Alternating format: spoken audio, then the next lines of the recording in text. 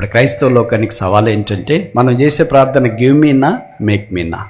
99% మంది విశ్వాసులు, ప్రార్థన చేసే క్రైస్తవులు ఇదే ప్రార్థన చేస్తారు, give me give me give me. Give me అన్న తర్వాత ఇస్తే ఎక్కడికి పోతావో. తండ్రి నీకు చిన్న కుమారుడు గివ్ మీ ఇవ్వు అని అడిగాడు, ఇస్తే ఎక్కడికి వెళ్ళాడు? ఆ ప్రార్థనకి జవాబు వస్తే ఎంత నష్టం ఉంది. అందుకే కొన్నిసార్లు ప్రభు మనకి జవాబు వేయడేమో వెంటనే. అది ఎప్పుడు మేక్ మీ అనే ప్రార్థన చేసినాడు, నన్ను చేర్చుకో లేదా నన్ను అలాగ చేసుకో. ఆ ప్రార్థనకి జవాబు వస్తే తిరిగి కూలివాడు కాదాయన, దాసుడు కాదాయన, ఇప్పుడు తండ్రితో పాటు సమానత్వం గల కుమారత్వంలోనికి వచ్చినట్లు వాక్యలే మనం చూస్తాం. ఇప్పుడు వాడు బయలుదేరి లూకాసు వార్త 15వ అధ్యాయం 20వ వచనం, వాడింకా దూరముగా ఉన్నప్పుడు తండ్రి వానిని చూచి కనికరపడి పరిగెత్తి. ఇప్పుడు చూడండి, మీ ఊర్లో ఎవరో ఒకళ్ళు వస్తుంటారు అనుకో, తండ్రి ఆ వ్యక్తిని ఎలాగ చూస్తాడు? ఎంతోమంది దారెంబడి వస్తుంటారు కదా.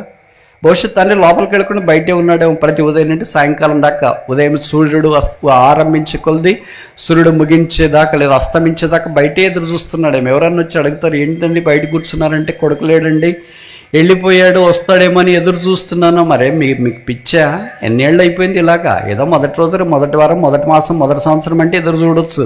ఇన్నేళ్ళు అయిపోయింది, ఇంక వాడు ఇంటికి కిందకి వస్తాడంటే, వచ్చేవాడంటే ఎప్పుడు వచ్చింటాడు, రానివాడు కనుక అసలు రాకుండా ఆగిపోయాడు అని ఇరుగు పొరుగు ఎన్ని మాటలు అన్నారు. కానీ తండ్రిలో కుమారుని కొరకైన మమకారం, ప్రేమ తగ్గిపోలేదు.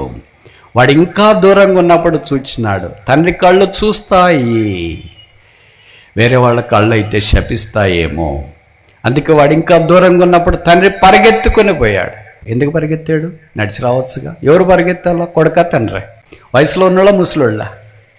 ముసలోళ్ళు పరిగెత్తున్నారంటే వాళ్ళకి ఎంత ఆశ్చర్యం కలిగిండాలా, ఎంత సంతోషం కలిగిండాలా.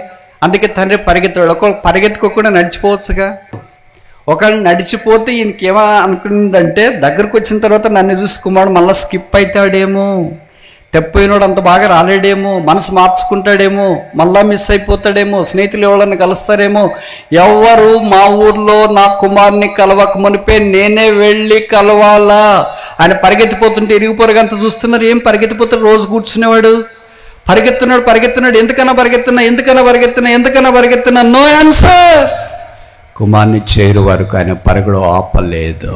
కుమార్ని చూసి ఆయన కనికరపడి పరిగెత్తుకొని కుమార్ దగ్గరికి వచ్చినట్లు వాక్యలు మనము గమనిస్తున్నాం. రిస్టోరింగ్ ఫాదర్, సమకూర్చే తండ్రి. ఎవరైనా తండ్రి దగ్గరికి, దేవుడి దగ్గరికి, యేసు దగ్గరికి రావాలని కోరితే ఆయన పరిగెత్తి నీ దగ్గరికి వస్తాడు.